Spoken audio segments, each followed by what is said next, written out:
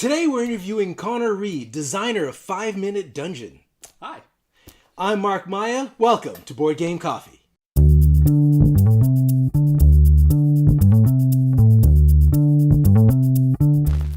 Oh, first of all, I'd like to start by congratulating you on a successful Kickstarter. Thank you. Yeah. It's been fun. Yeah. So Connor, tell us about yourself. I have been a board game designer for a few years now, but mostly I've been in the board game industry doing packaging work and instructions and websites and all the stuff around a board game aside from the actual board game itself. That's right here in London. That's right here in London, yeah, at a company called Wiggles 3D. And so a few years ago, I actually got a chance to make my first board game, and that became 5 Minute Dungeon. We're gonna get into the details of 5 Minute Dungeon. I want to work our way up, tease you guys a little bit. How did you get into board gaming? Not in the business sense, not in your I wrap board games and package board games, but how did you get into board games? Where did your love or interest of board games start? That would have started with my dad. Growing up, my dad would always bring out a board game, and he's like, "We're gonna play Stratego, or we're gonna play Twix," and I would always make us play Monopoly, which everyone hated. I like Monopoly just fine. Nobody else wanted. So I would sit at home and I would play Monopoly by myself. I would just play all of the players because the game pretty much plays itself. Did you kind of roll and move? Did you ever set yourself up to lose? Because I've done that. I played by myself and I'd be like, I'm this player, so I'll legit lose and legitimately get upset. I would never get upset at myself. I would definitely set up situations where I would lose, but I'd never get angry at myself for that. Oh, okay. Just me then. What kind of games do you like? What kind of board games do you like to play? I think with 5 Minute Dungeon, that's kind of a reflection of the board games that I like to play. I'm very much of the philosophy you design to yourself. You make games that you want to play, and other people will probably also want to play it. So the games I like to play are generally easy to get into. They're more party-oriented. They're definitely the, hang out with friends, play a game for a night, pack up, go home. It's not the weekend experience. Yeah. Now, it's interesting to say that because, I'm the opposite. I like the long, epic, I like to set up, let's do it.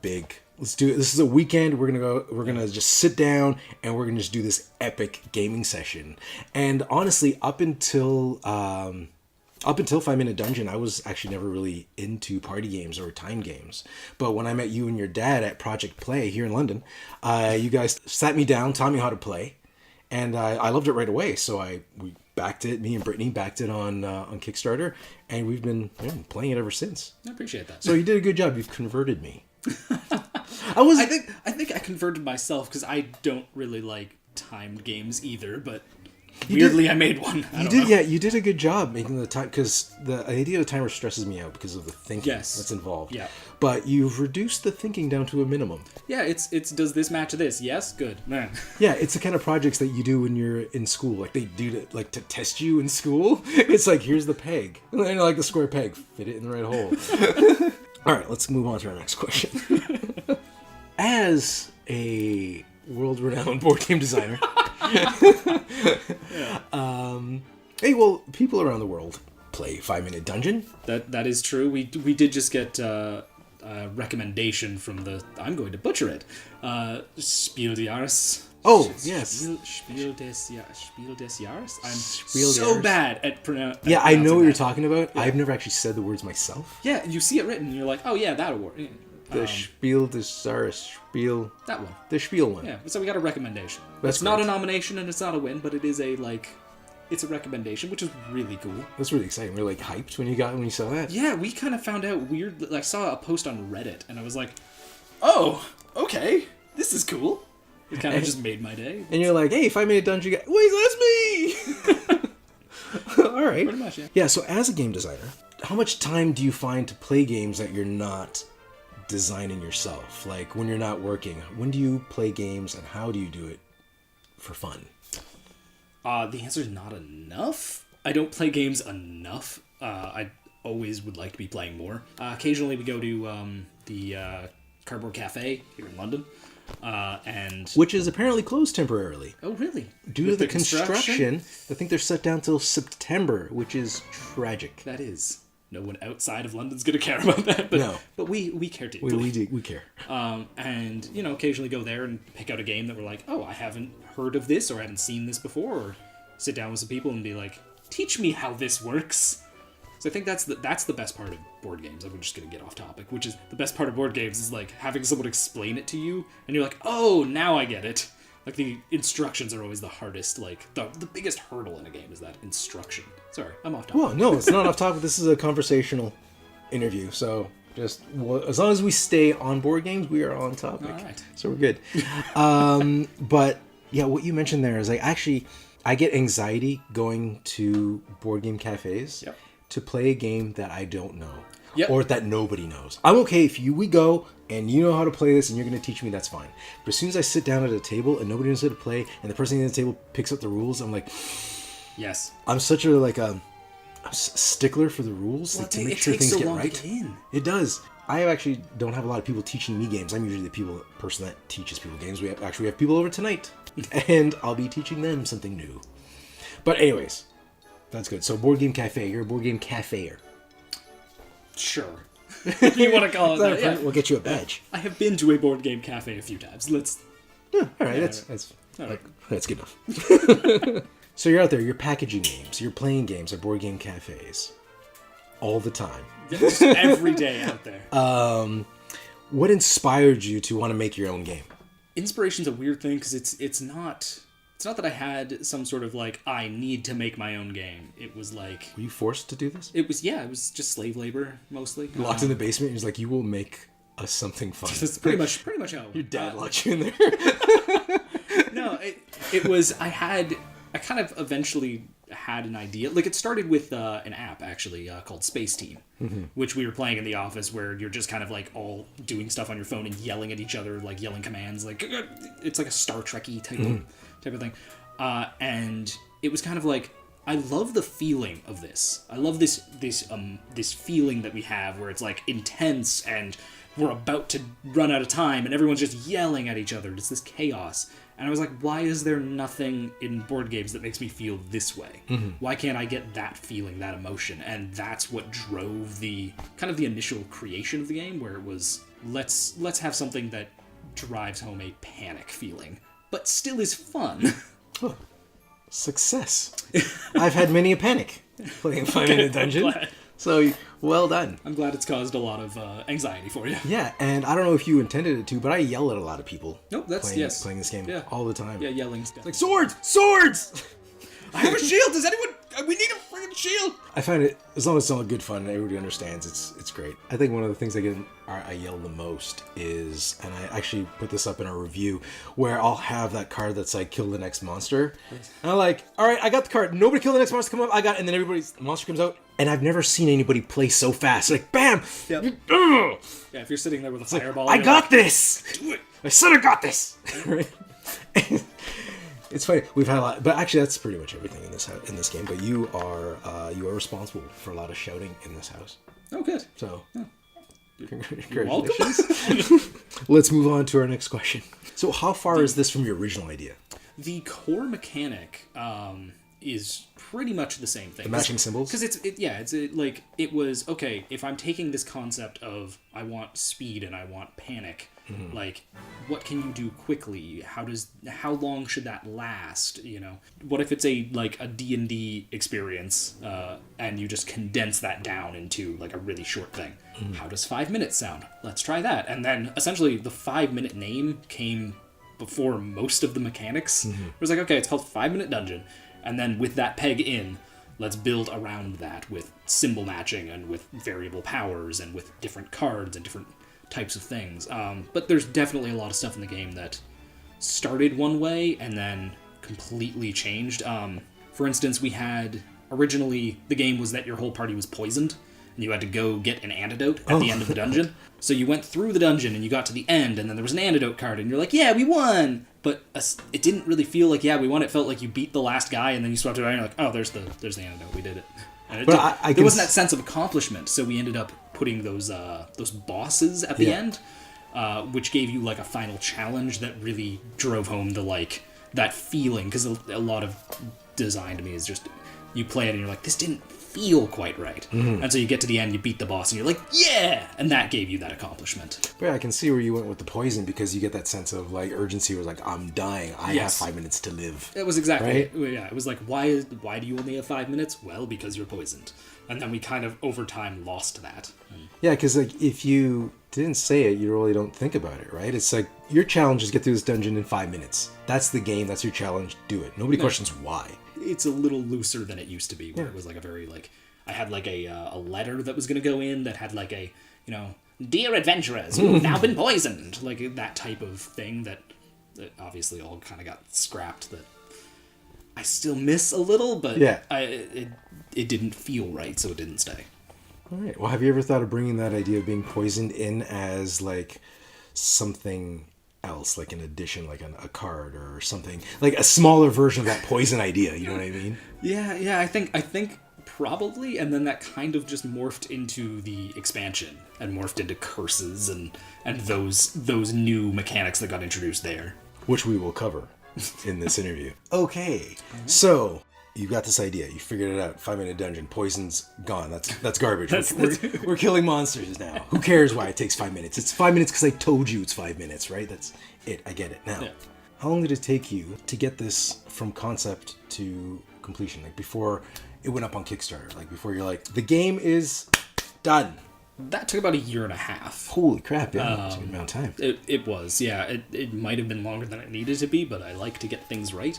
A lot of that was getting the artist and finding the right artist for the game. And we eventually went with Alex Dioshan from Ontario, so more Canadian stuff. That's good. Keep it local. He did some just fantastic work on the game. Oh, he did a great job. It's one of my favorite things about the game is the art. It's just hilarious. Yeah, he did a great job. Who came up with the names of the cards? Is that you? That's me. That's pretty good. It started out as just this dumb title on the card that had no value and had no intention of being in the game. Then when I was taking the pictures, I actually had a good laugh. I was like, some of these are really funny. Who's Steve? Steve is no one. Steve is just... Because I saw there's some guy on a beach eating ice cream or something. we get asked that a lot, where it's like, is Steve a dude? And it's like, no, Steve is just... I told Alex, make a card where it's a guy named Steve, and he's like, all right, I got you, Hawaiian shirt, beach, like gold chain. I know what you want. Right. It was good. It got me asking questions. Anyways, if you get a chance, read the cards. They're funny. But you won't be able to read them while you're playing, so just go through them, spend some time. It's like reading a good book, except you're reading a stack of cards. Question. All right, now in 5 Minute Dungeon, to time the dungeon, you use an app that counts down, which is awesome. I think you did a great job with the app. I love the voice acting, and it's funny, and it's not intrusive. Yeah. Which I was kind of worried about when I downloaded, but they just speak up at the right times. Like at the beginning, I think a minute before it's done, or I can't remember. It's every minute, and then it's like at 30 seconds, and then at 10 seconds. Yeah, it's a final 3, 2, 1. Yeah, it doesn't feel like it gets in the way at all. And it's funny when it comes up. And the 5 minutes in the beginning feels like it's a long forever. It feels like forever. And then you get to the end, you're like, oh my god, what did I do with all my time? So, anyways, the timer. What gave you the decision to go with an app versus just like an egg timer? Yeah. So it had a sand timer. And it matches the box, right? Because he's holding sand timers. That's what I'd expect. Yeah. Originally, it did have a sand timer. And essentially, we played it with the sand timer, and you would have lost a minute ago, and no one would have mentioned it because no one's paying attention to the timer. You're looking at the cards. That's a good point, yeah. And it was essentially that you need either someone dedicated to telling you when you've run out of time, or kind of give you a sense of how much time you have left, or you need an app or something to do that. Invite everybody over to play and be like, let's play your timekeeper. Yeah, that's your role. You watch this. Just sit there. Yeah. So the app kind of just naturally came out of that, and exactly the same as the cards with the titles being temporary. I just recorded some random crap for the timer so that we would have something in, and then that ended up as one of the voices, where it's just like, oh, hello, heroes, you're going to die. And it's like, sure, no one will ever hear this, whatever. And then we just left it in. Was that because you classified, there's like 4 or 5 different voices? Yeah, there's 5 different voices right now. And one's Epic? Is that? No, Epic is John Bailey, who does the Epic voice guy, does the narration for Honest Trailers and does a bunch of VO work. So which voice did you do? I don't remember the moment. Yeah, I did the voice called like dramatic or something. Ah, that was you. Yeah. I'll keep that in mind. Sure. We'll have to favor dramatic when we play. All right. I don't know if it'll be the same now.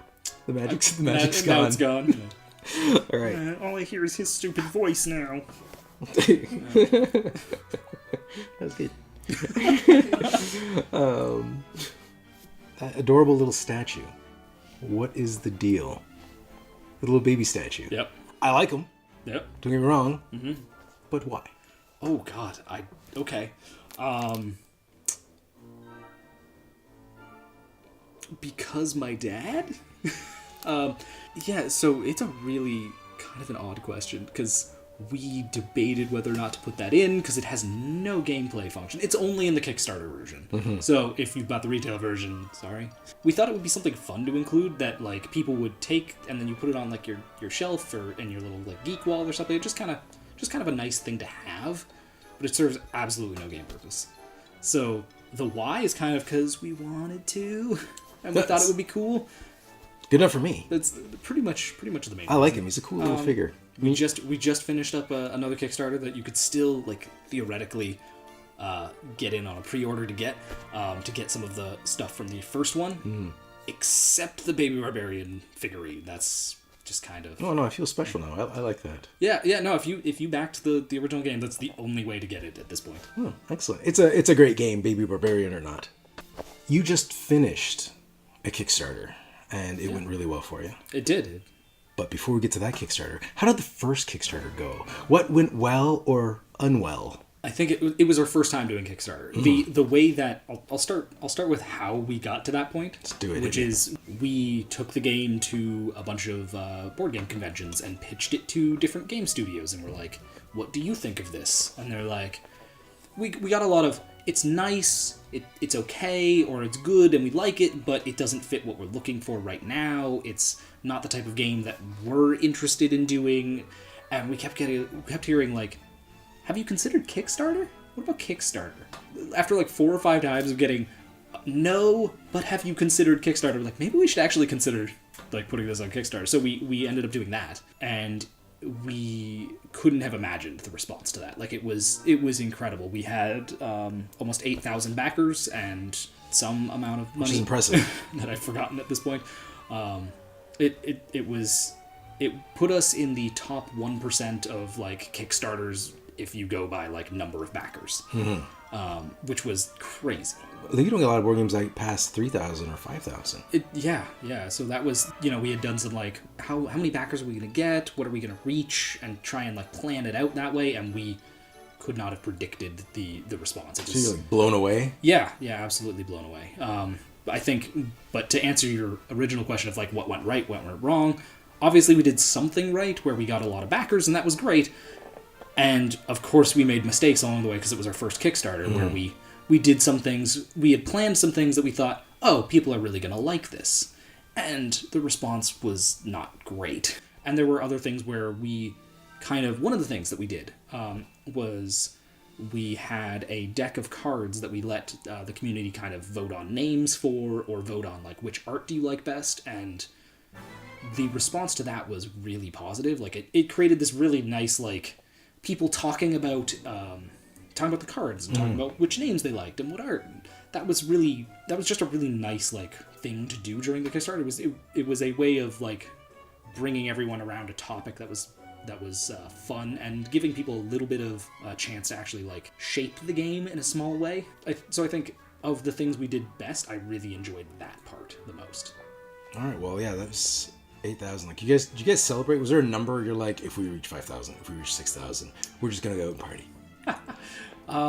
No, but if there was, it would have been like 1,000. Like it was. You weren't like every time it went up 1,000, you're like, oh my god, there's so much work. Oh my god, there's so much work. Oh my god, there's so much work. yeah. There's a little bit of that comes along with like, oh, okay, now we actually have to make all of this and get this to people, and like, then people are backing it. Hopefully, when they get it, it will be as good as what they're imagining. And, Okay, so here's a question. If anybody out there is looking to start a Kickstarter, what tips would you give them to like get the word out, or a quick tip to help them get started on their first Kickstarter?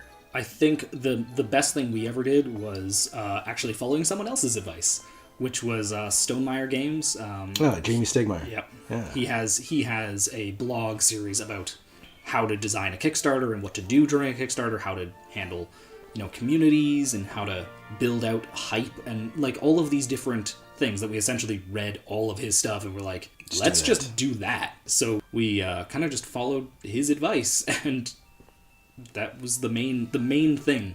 If I could give anyone advice, it would be listen to somebody else's advice. Listen to someone else. Listen to Stonemaier, because he knows what he's talking about. Yeah. More than I ever will. All right. Well, you guys are doing well, so I guess his advice worked. It's rubbing off. Yeah. All right. So first Kickstarter success. Yep. Did a lot of things right. Did a few things wrong. What lessons did you take from your first Kickstarter and incorporate it into your new Kickstarter, which was 5 in a Dungeon, Curses Foiled Again? We got community involvement in helping build out certain cards and voting on things, kind of getting some feedback on that, and giving like a specific deck that's like, these are for the people on Kickstarter. These are for the people who are here right now involved in this. And I think that was, as I said, that was the most fun thing that I had in the first Kickstarter that I definitely wanted to bring to the second one. We also did some odd things where we shortened it. Like, it was an expansion, so we're just going to do a short, 2-week campaign. And since it's really short, I don't really like stretch goals because I always feel like I want to just give people everything, and I don't want it to be like an arbitrary cutoff where it's like, didn't make the number, don't get it. Like I get them. I totally get why everyone does them. But for this one, we just kind of went, like, what if we just put everything in from the beginning so that there just aren't stretch goals? It's like once it was funded, there was like a $1 stretch goal and it just unlocked everything. Because then it's just all there. It's all good. Well, it's very generous of you, I guess. It's like, it sounds more generous to be like, hey, here's everything. Have you ever thought of doing any add-ons? Because it's done. And you're like, hey, you got the stuff. Here's a bunch of stuff you can buy for it now. Yeah, I think that's something that we need to get better at. With the first game, we had some add-ons which were just like, you could get an extra set of cards if you want backup cards. And then with this one, again, it was a small thing where you're like, we're gonna go pure here. If there's no stretch goals, it's just a short campaign. Here's the stuff that you get. We'll announce some stuff during the Kickstarter to kind of tell you some new stuff. Like we announced that you have the foiled again part gets into some of the cards have like a kind of like shiny magic cards, like the foil magic card type thing. So they've got that to them, which is just cool and something fun that I wanted to throw in. Everything can be covered in foil for me. Yeah. I want I want to open everything and everything just be covered in foil. I'd be good with that. Yep. Not even just your game. I'm talking about in general. Everything should be covered in foil. Just open up a banana and it's just covered in foil. Really? Shiny banana. Exactly. I got an ultra rare banana. That would be awesome. All right. We got something here. We'll get on that. We start kickstarting this. Yeah. Just make promises. We'll get some scientists involved. A guy in a lab coat and it's close enough. Foil bananas. Curses foiled bananas. Sorry. I don't remember what we were talking about. No, I don't remember either. Anyways, I brought up the add-ons because looking at other Kickstarters that are on there. Yeah. The one Kickstarter looks amazing on there. I'm a big Kickstarter purchaser. And Kickstarterer. Backer river. Yeah. Anyways, it's like their project cost. It's a fairly big, hefty game with a lot of minis. So there's a big price tag on there. And then they have their stretch goals, which are nice. Yeah.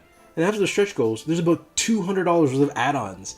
And actually, that's one of the reasons I am not backing that project, because I want it all, and I can't justify an additional $200 to get all these cool things. Yeah, I totally get that. I've got a bit of a completionist thing in me. It was like, well, I want it all. If there's more, I want it all. And it's right there. Just give me an all-in button. But they don't even have an all-in for everything. It's all-in for partial, and then there's still these 3 extras. So I was like, why?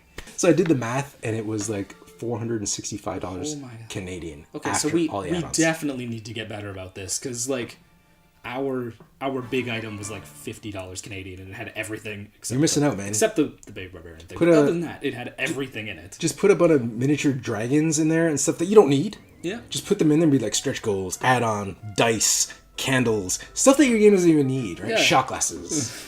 Some ambient mood lighting. Yeah. Okay, next question. Went way off the rails. I think foil bananas were definitely within the scope of Let's talk about board games. Within the rails. All right. So, backers. You got what? Over 10,000 backers on this thing? That's yeah. That's so we actually that's went up ridiculous. backers. It is. That's again. We're like, well, we'll put it up, and I don't know. There'll be like 3,000 people, maybe. But it was 10,000. Like, it was a bigger campaign in 2 weeks than our original one in a month was. Like, you're getting so much positive feedback. Like, how does that feel? Are you like top of the world? Are you skipping to work? Like, what does praise feel like? Because I have no idea. You do a good job. You're good at what you do. Yeah, it's really cool. Like, it's really cool to work hard at something and work for, a year and a half to refine it and be like, here's this thing. I like it. I hope you like it. And then for someone to take that and go, yeah, I like this too. And you're like, yay! Now, do you have any game designers or games that inspire you? Always. And that comes from both video games and board games and like weird web games and pen and paper stuff. Like, there's a lot of really cool stuff being done out there that a lot of people don't get to see. And then there are games that are like huge on Kickstarter, like Gloomhaven, where the mechanics there and everything is like, oh, I love how all of this comes together. I love the intricacies and the way this all like fits. Mm-hmm. Is there a specific designer? Not necessarily, but like everything. Like, it's all of these different games where it's like, oh, I love the way this game does this one mechanic really well. I love the way this game presents this information. Like, it's not even like necessarily that, oh, I love this game, but like the way its cards are designed, you understand immediately looking at it, like what the card does, how it works, what I do with it after I've played it. Like, that type of stuff I think is all... It's all intricate, and I love it. I love that, like, nitty-gritty. Which works in great with 5 Minute Dungeon, because everything you seem to be describing, it's like that user experience, right? That quick pickup, right? So that's where, like, all your answers seem to be focused on that. It's like the user experience. How quick do they understand? How easily do they understand things? And it's clear, if you play 5 Minute Dungeon, that it's your design. Oh, it's me in a box. Yeah. Really. Like, it very much is. It's, what do I like? I want something that's quick. I want something that's easy to get into, even if you have to be the one reading the rules at the table. Like, it's that, like, oh, you know what? The night's just started, but we're waiting for Jim. Let's just sit down and play around to this, and then if he's here in 5 minutes, great, whatever. We'll play. It kind of fills that space, or it can just be the game night. I've seen that where it's like, we played for 4 hours, and I'm like, I don't know how you did that, but... Okay, like... How do you feel with people referring to 5 Minute Dungeon as a filler game or a beer and pretzels game? Yeah, I'm fine with that. Like, that's very much what it is. It's designed weirdly to kind of have a very, very broad appeal. From a gameplay perspective, it is simple enough that people who don't play any complex board games or aren't even really interested in board gaming can get into it and still enjoy it. It's a gateway game. So yeah, no, I have no issue with it being called a filler. No, that's pretty much what it is. Which is great. And it's good to hear you say that. Like, it's good to hear, like, you being a designer saying that about your own game. Because, yeah, a lot of people, I've mentioned that before in reviews or just conversations I've had in the past, and say, oh, yeah, I think it's a great filler game. And they're like, oh, well, it's more than just a filler game. It's like, hold on. Filler game isn't an insult. I look at it as, it's a game that's, when you tell me filler game, I'm like, okay, it's short. Mm-hmm. It's probably easy to learn, and they're usually family friendly, right? You don't get a lot of filler games where like, okay, how many villagers can you decapitate? That will be our next Kickstarter. How did you find out about my next game? Village Decapitation. Village Decapitator. 5 minute Village Decapitator. It's just a sword and then a bunch of miniatures with like detachable heads. It's Fruit Ninja. 3D Fruit Ninja. Yeah. Just actual fruit in a box that you're throwing up with a little sword. All right. Why has no one made that yet? Actual Fruit Ninja? I think you just need like a big kitchen knife and fruit. But if you package it right, it has to be like freeze dried or something. So you're like, how would you get the fruit not to spoil? Ooh. See, these are good questions. If you have any ideas in the comments, please let us know how we would package our Fruit Ninja. Well, actually, it wouldn't be Fruit Ninja. Our Fruit Ninja ripoff Kickstarter. Our generic Fruit Ninja game. Glitter? Wait, what was it? Foil bananas? Foil bananas. Oh, that could be the special thing. You pull it, you cut it, and it's foil inside. And you're like, oh! Bonus! Yeah. That's where everybody freaks out. Okay. You heard it right here. It's the inception of Foil Banana and Fruit Ninjas. Okay. Excellent. Next, we've talked a lot about Kickstarter. Yeah. And your involvement in Kickstarter and your kicking and starting. Okay. Are there any projects? Do you back a lot of projects yourself on Kickstarter? I have a problem. I have what some would call an acquisition disorder. I think we're waiting on 35 Kickstarters to come in. Wow. Yeah, and that hasn't even been a year of Kickstarting. That's been like 6 months. Wow. Yeah, we got a problem. Yeah. Anyways, I think I've backed, I don't know, 40 or 50 in total. So not quite the same a lot. level. That's a reasonable amount. It's a fair amount. Yeah. Like, But spread over time. it's spread over. Where I did like 35 in 6 months. Yeah, that you may have a problem. That's But you know what? It's going to be like Christmas for the next few months. And now the 5-minute dungeon expansion is on that list. One day, I'm going to get a little box. Actually, no, because you guys do local pickup. You can do that again? Yeah. You're going to come down to the Board Game Cafe If here in it's London. if it's open. If it's open. Hopefully the construction's done by then. But Yeah, it's not out of business or anything. Just so you understand, people who are not from London, there's a lot of construction going on downtown London. And the stores are having a hard time since you can't even walk on the sidewalks most of the time. Like, everything is so blocked up right there. So I understand why they shut their doors temporarily, but it is just temporary. And we look forward to the Board Game Cafe opening up again. We're Board Game Coffee. Just But kidding. yeah, no, we'll definitely be doing a local pickup again because All right. that was a lot of fun. Where it's Because like, oh, that's hey. across the street from where I work now. So yeah, I right. just run over, thank you, and run back to my house. Next question. Convention season is happening right now. Yes. I think Origins just finished. It did. Is Gen Con coming up, right? Gen Con's coming up. So now, do you go to any of those? Yeah. Usually I'm at Gen Con, Essen, New York Toy Fair, and Nuremberg Toy Fair. I'm also generally at those. But those are more like go bring your game pitch to board game companies. And So it's meetings. all of my conventions are meetings. It doesn't matter what the convention is. My Essen is all meetings. My Gen Con's all meetings. I get to see some stuff, but I Like, how much very fun- rarely get to actually. So play if you were to anything. break down, how much percentage is you working at meetings versus you just having some kind of fun time? At conventions? At conventions. It's like 100% meetings. It's like it's probably like 90% meetings. Like it is okay, we finished that one. Now we're running over to this company. Okay, we just finished it Queen. Time to go to Cosmos. We just finished at Cosmos. Now it's over to Moses. Like it's that type of like you're moving all day. It's the hustle, man. It's the hustle. Yeah.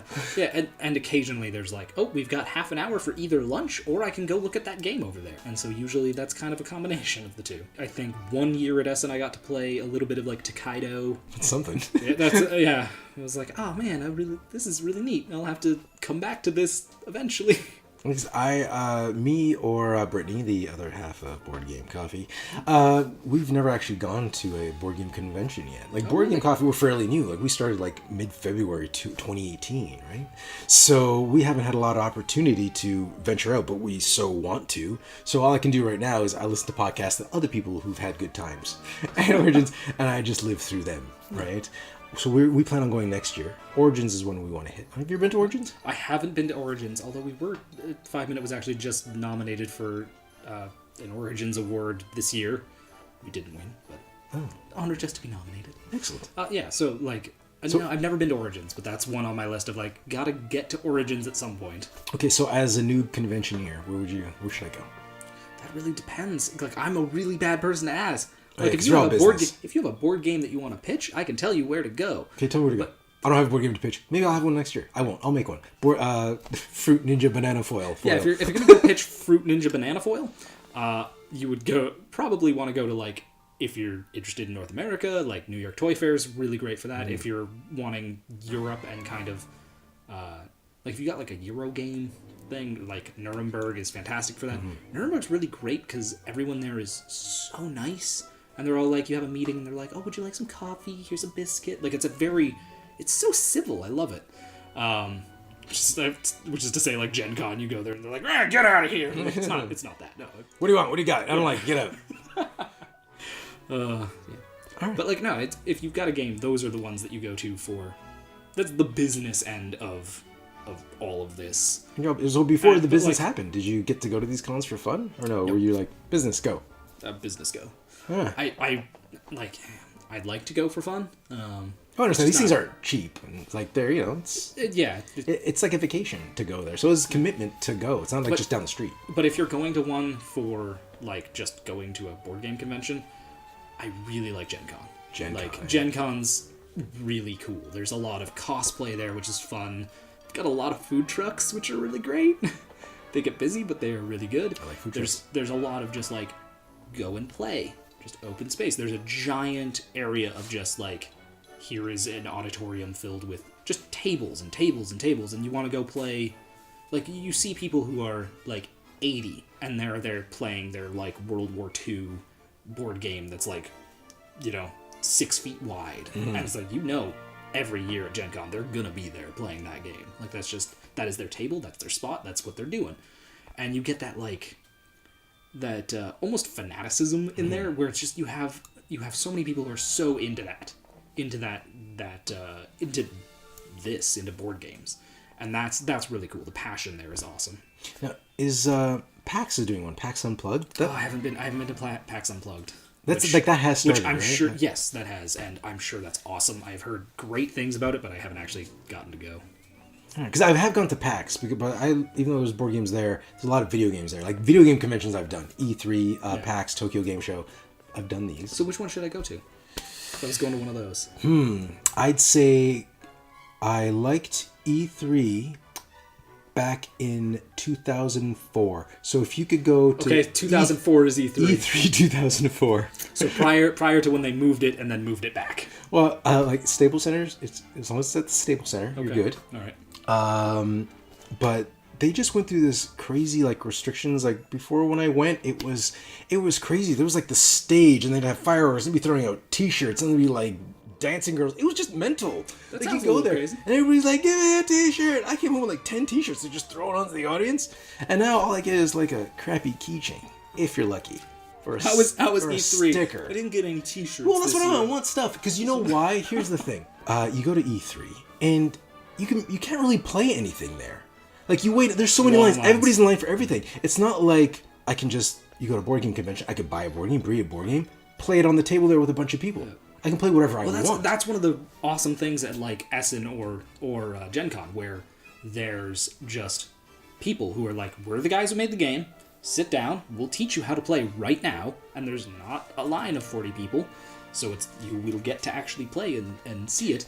Like there's that part of E3 in these conventions that, like, imagine E3 with no lines, and that's kind of what a board game convention is like. Yeah, and that's the thing with E3. Like, you get to see a lot of games, but honestly, I get more out of E3 watching it online. I get to see, all these Sony's big press conferences, which you're not allowed in unless you're press, and even then it's hard to get in because it's always full. Yeah. So you get to see all those press conferences live as they happen. You always get the best seat in the house. Right? The video games, you can't go play because there's lineups for everything. It's not like they have 1,000 TVs for you to go sit down and just play video games. It's not like that, right? Go bring God of War back to your hotel room and go play. So it doesn't work like that. You get a lot of people sitting around on their like DSs, right? And they're all like getting their street passes and stuff like that. Like, you get a lot of that. Like, my favorite part of E3 is I do like the environment. I like the people that I meet. Mm-hmm. But it's not so much the video games for me. It's the people, the interactions, the going to the after parties, right? Mm-hmm. Which, well, I have more access than the average person because I work in the video game industry, so I get like the passes to the NVIDIA party or whatever, like, and it's cool. And you get like, hey, Sugar Ray's playing. That was back in like 2004, 2005. Yeah, we're firmly back in the heyday. 2004. Back in the heyday of Sugar Ray. But anyways, rambling about E3. You switch this interview out on me. You ask me a question. Sorry. Tricky. That's one of my favorite things about Essen. I'm just gonna keep going. Is like, you come back from the convention, go back to your hotel room, and there are like 12 people in the lobby of the hotel room at tables, and like one of my favorite experiences was coming home or coming back to the hotel from Essen one day, and guys just sitting at a table, and he's like, hey, you want to come play? We're about to play this game. You want to play? It's like, yeah, I do. It's like, what is this? It's like, this is a game called Codenames. Let me tell you about this. And it's like, okay, cool, let's do this. And he's like, what can I get you? I'll buy you a beer. That sounds awesome. It was like, the board game community. Never have an experience like that elsewhere. The board game community is amazing. It is. It it's is like fantastic. a lot of great people in the board. Everybody's so friendly and Friendly and welcoming. passionate. And, Because board games are coming into it's like a board game renaissance right now, right? it really is, yeah. So it's like they're getting extremely popular. This geek culture that was like, I got to stay back here. I got to do these dirty little board games in secret, right? Like I grew up reading comics and playing board games and playing video games. Video games is a little more mainstream. It got mainstream a while ago. Right? Comics are pretty mainstream. Now they are. Yeah, thanks to Disney. Yeah. And once the Iron Man movie hit, right, there's like, right? So, yeah, so those two have caught it. Like, board games is getting there. They're not quite there because a lot of people are still like, is this like Monopoly? You either get this is too complicated looking, I'm never going to understand this, or you get, is this Monopoly? Who knows? Maybe 10, 20 years down the road, it gets so mainstream and then it's filled with jerks. But right now, there's not. Right now, there's enjoy it now. Back in my day, strangers used to ask you to play code names and buy you beer. No one does that anymore. No. It's all about the new Gloomhaven 6. Virtual Gloomhaven. What's next for Connor? Probably working on more board games. Right now, the thing that I'm working on right now is getting the expansion out and getting that to people as quickly as possible. Okay, because I want my expansion. Yeah, I know. I'm sorry you don't have it yet. Soon. Tick, tick. You got 5 minutes. And the timer go. Do you have like a giant timer, except instead of like 5 minutes, it's like you have 5 months. And it ticks down, and then there's a voice, like say every week. Yeah, comes that's my boss. And he just comes in and he's like, just walks in the door, he's like, 2 months! And then leaves. I have an idea of what I want to do next. And what I want to bring to Kickstarter. Because probably, given the experience we've had and how awesome the Kickstarter community's been to us, like, we want to go back. So I want to do another one. And I've got an idea for that, but probably the way our company kind of works, I say company as though we're like a bunch of people. It's 3 guys. Like, there's 3 of us. It's not a massive thing. But the way we kind of work is like, okay, everyone bring your games, and then we're just going to have a gladiatorial arena where we sit down and we're like, okay, we're going to play these, and we're going to refine and pick whatever one works best. Whatever one we think is like the game that is the most fun, the most interesting, the one that we want to get people to see. And you got a good group of people. They're like you 3. The 3 of you. There's like, it's a good group. I think we mean our Kickstarter backers, which are awesome. No, I do like that. Yes. They're great. No, but I mean, like, you find like it's a good brainstorming team, because I find to have a good design team to brainstorm, you got to be okay with just tossing your ideas. Like, you play somebody and somebody's like, it's not very good. Yes. You got to be on both ends. You got to be somebody that's okay to say that's not very good, and they got to know you're the person that'd be like, well, okay, all right, I'm not gonna cry about it. I get it. Yep. There was someone on Reddit who was asking about, like, I can't beat the first boss. My wife and I play this game and we can't beat the baby barbarian, and I'm like, that is not good. And they're like, what do we do? Play faster. Yeah, it's like, well, like, I came up with like a list of tips and stuff, and one of them was just do something. Like, the worst thing you can do in a game that is timed is sit there and do nothing. It's like analysis paralysis, but super fast. I got a handful of cards. Okay. These could all work, and you're like, I'm done. My brain just shut down. And then you start panicking because your brain shut down. Yep. What am I playing? I've seen that where, like, we watch, obviously we have playtest groups, Yeah. and like they were playtesting 5 minutes, and there'd be one person sitting there staring at their cards and not doing anything. Everyone else is still playing, and they're like, I don't know what to do. And it's like, okay, just match the symbols. If you don't know what to do, the second you see, like, just focus on a symbol, and if you see that symbol, play it. Like, just do that. Because I've played with a lot of people, a lot of board games, a lot of people, and I do find you get some people that they're so worried, not necessarily about what to do, they're worried about doing the wrong thing. Yes. They're analyzing themselves more than the game so much that they freeze. Yeah. They're like, should I play this? What if somebody else can play this? What if somebody else should be playing this? Should I be playing? Should I be holding on to these later? Yeah. Like, maybe this is wrong if I do it. Like, they're so... That's what's going through their head, and it's like, just chill out. Yeah, well, that was part of the advice as well. In that was like, it doesn't matter whether or not the thing you're doing is optimal or the best thing or even right. If you're doing something, you are going to make some sense of progress here. Well, that's what's great about 5 Minute Dungeon. Is like, if you fail, so what? It's only 5 minutes. Go again. Yeah, it's not a huge big deal. Where I was playing a game which also enjoyed was like City of Kings. That game you could play for like 2 hours, you're working towards something, and at the end, a random situation, and you lose. And you're like, I just lost all that time. Yeah. I just lost all that time. And it wasn't something it would be different and if it was not something... that you lost the time, it's just, but that's how it feels. Yeah. It feels like, well, we didn't win, so that was a waste.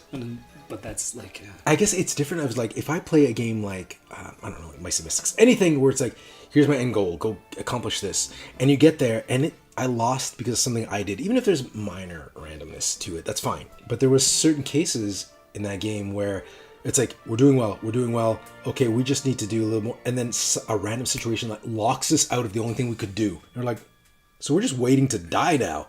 Like, we couldn't figure out anything we could possibly do to win. And that was because of a random thing. And it's so if that tile was, instead of being here or here, completely different game. Yeah. Because we flip over tiles randomly. Yeah. And that was the part that irritated me, because it wasn't a quick reset. That's a quick reset. Well, I think failure's fine if failure is... Weirdly, if failure's earned. Yeah, if failure's earned. If you messed up, and you can go, oh, this is my fault, I made a mistake here, that's why we lost. That's satisfying. Yeah, that's fine. I don't mind losing. That was the type of thing we found when we were making this, where you would have cards come up, and people would just get stuck on the card, and it's like, well, there's no way around it, you've just lost. And it's like, well, I want some way to get past a thing. Like, if I'm stuck, I would like some way to not be stuck, even if it means I have to take damage or lose something important to me. Just not having a thing where it's like, well, you've come up against a wall, you're dead, it's over. Like, that was one of the things where it was like, we need to add safety valves in here, where even if it's a punishment for the players, like, in the long run, or it's like it's really hurtful. Like, originally, in 5 Minute, we had a thing where it's like, if you're stuck, everyone could just discard their hand, and then you get past it. And then you get new cards, and it's like... It was okay. That system worked for getting you past, like, a thing, but it wasn't that fun. Like, it was like, well, it's a punishment, but it's not quite there yet. The first time we met at Project Play, there was a group there that like, I kind of quickly explained the rules, and, like, I leave out stuff. And they got to the boss, and they're like, okay, so if we just play a card, it'll just, yeah, cool. And they just threw their whole deck in. And they're like, there you go, I beat it. And it's like, well, you can't do that against the boss, but I didn't get into that because I didn't think you would just suddenly throw the cards in. Which I get it. Like, I read your mechanic and I understand. Like, back to our review. We had a little skit in our review where we threw in all our cards at the end, explaining that that's there because it makes the boss special, as in it makes him more difficult. You have to think a little more, and you can't just throw it all because. If he did follow the same rules as everybody else, that's what you could do, right? Yes. And that would be here's all my cards, whatever. I'm sure there's enough in there. Like, you have to match the symbols. And I did like that because it's just a simple tweak to the rule made a huge difference. Yeah. So it was good I thought that was good on your part, because if you did that earlier, you'd have no cards to fight the boss, so you're screwed. So So to answer your rules clarification, you can totally burn cards into the center of the table if you need to get new cards. I would recommend it, because almost always you're better off using an ability or like using like one of your action cards to make people draw. I think the way we worked around it, because we did get stuck, and I think I started yelling at Brittany, and because she had the ability which was make people pick up cards. Yeah. So I was like, you make us pick up cards now. We need cards. Go. So that's what she was doing. We lost, but we didn't have much time. All right. So now that we've gone over, there's a lot of questions. We've done a lot of talking. You've given a lot of information. This has been very entertaining. It's been very entertaining. Tell us about the new Kickstarter. It's done. It is done. It's done. Yeah, over 10,000 backers. Yep. Super successful. Everybody's got yachts. I'm waiting for the question. Tell us about it. It's right here. You brought it. It's right there. So we have an early prototype. Yes, yeah, because we don't actually have a factory version yet. So this is kind of our prototype copy. This is what was sent to reviewers. Yeah. Excellent. Yeah. Okay. Hey, you hold it. All right. Or do you like talking with your hands? Then I'll hold it. Doesn't matter. What do you like? Now I've forgotten what the question was. Just tell us about this. Yeah, do you want to run through the? Tell us. Okay, here. You know what? Let me hold it, and then you can talk about it. This is all right. Okay, so how about we'll start this. Let's pretend this is an interview. I'll ask you questions. You answer them. All right. That's a novel concept. Let's start with that. Okay. So, Connor Reid, that's you. That is. Excellent. All right. Okay. We're good so far. 5 Minute Dungeon is that. Curses Foiled Again. It's an expansion pack. Now, what are you expanding on? Sure. So there's several new mechanics introduced, as well as a new hero. So the expansion expands the number of players to 6 players. So we added the Druid and Shaman, which have a bunch of interesting stuff in their deck, including an infinite symbol, where you play it and it's every scroll. So like the Grime Reaper requires like 7 scrolls. You can just play 2 cards, all the scrolls, all the shields, and he's dead. Oh, neat. So he's got these really like cool, powerful cards in there. And then we've got this whole thing with curses, which are new cards that are part of boss cards, which go into each boss. So each boss gets their own cards. So now the Baby Barbarian has cards that are specific to the Baby Barbarian, where he's got things like the Rattle of Time, which is a curse. When that comes up, you can no longer pause time. So long as that curse is out, it just kind of sits out for the remainder of the game, or until you get rid of it, using like there are ways to get rid of it. But it sits out, and now you can no longer pause time. So now that 5 minutes is literally 5 minutes. Okay, so now are those cards? Are they disguised as like the doors? So No, they actually have. have specific card backs, so that when you're putting it all away, you kind of know who goes with what. So the Baby Barbarian, they've got kind of like purpley. They fit this. I'm sure we can cut to it. Yeah. Hold on. You know what? Let's just open that up right now. Dig through that. Sure. That way I don't screw anything up. That way, if anything breaks, it wasn't me. These are the shiny new artifact cards that I'm showing the back of. Ooh, they're not shiny on that side. But the boss cards are these purple cards. And so there's ones specific to each boss. So the Dungeon Master has his, the Baby Barbarian has his. Oh, yeah, they got the picture of the Baby Barbarian. Yeah, so they got little baby barbarians on them. And then they have different curses and events in there. So each boss has specific things, like the Baby Barbarian has poisoned milk, which causes the player with the most cards in their hand to discard their hand. Or they have cursed counting blocks. I don't know why I'm showing you and not the camera, but they have cursed counting blocks, which means that you can only have up to 3 cards in your hand at a time. So now, if you get a bunch of these out, you can't pause time, you can only have 3 cards in your hand. They're persistent effects. They're persistent effects that just make things more difficult. And then he has a cursed blanket that means that you can only use 1 hand at a time.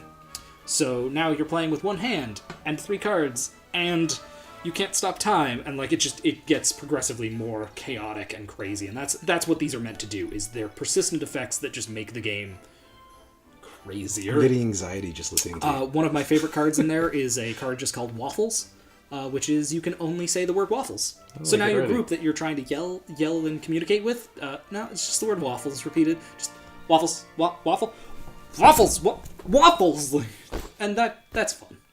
Sounds for like some fun. people, like me. All right, and what are the cool foil cards? So the other thing that we added is with curses foiled again is the foiled cards. So much like our foiled banana here, they've got they've got shininess to them. These are prototype ones, but they've got shininess. I have no idea if that's going to be picked up on camera.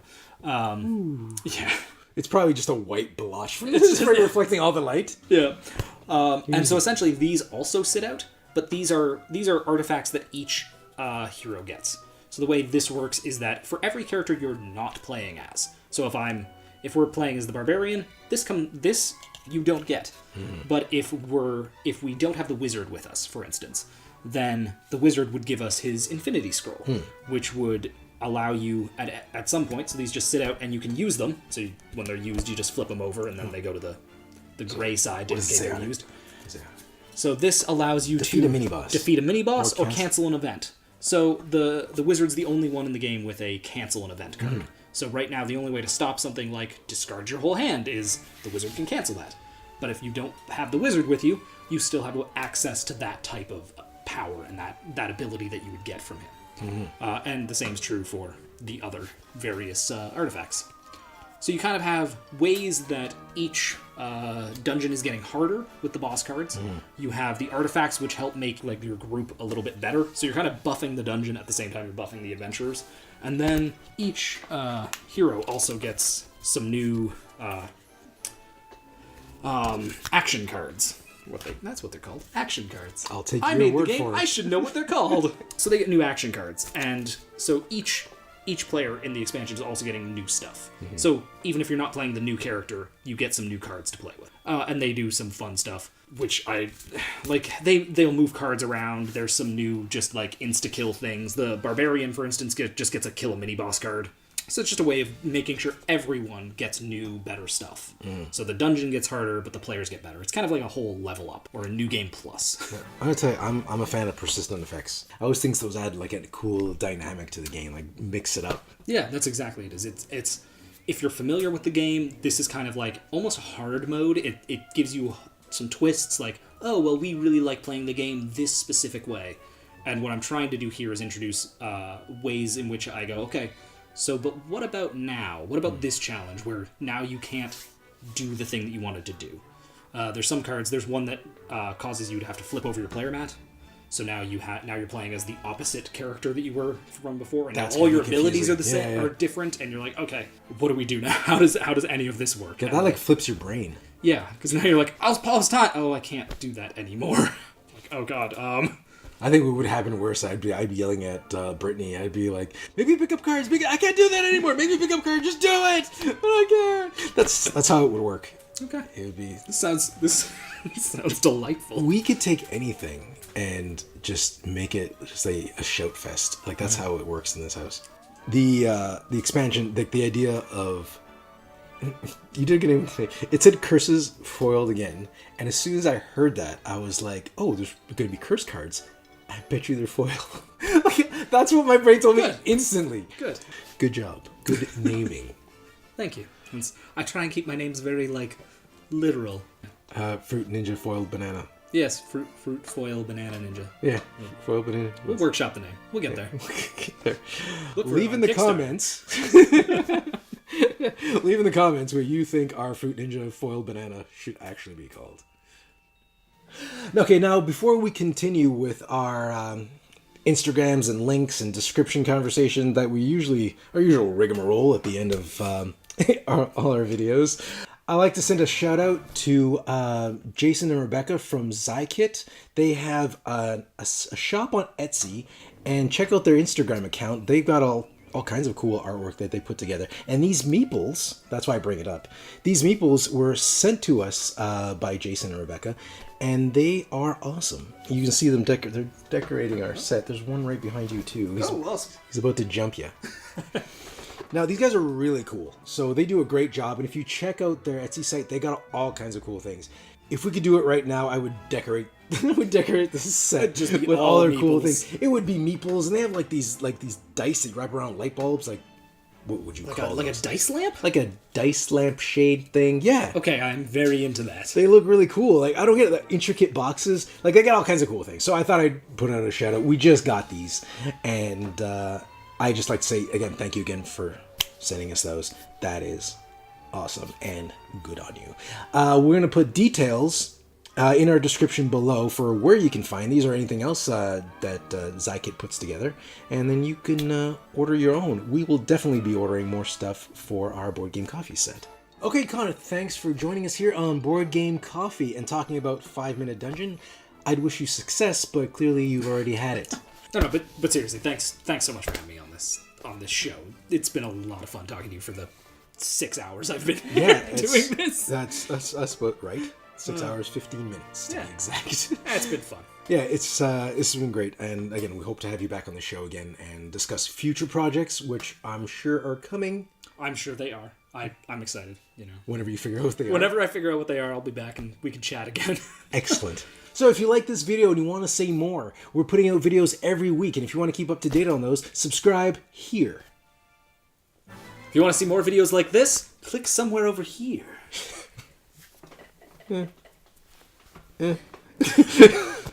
Remember to have fun, keep gaming, be social. See you next week.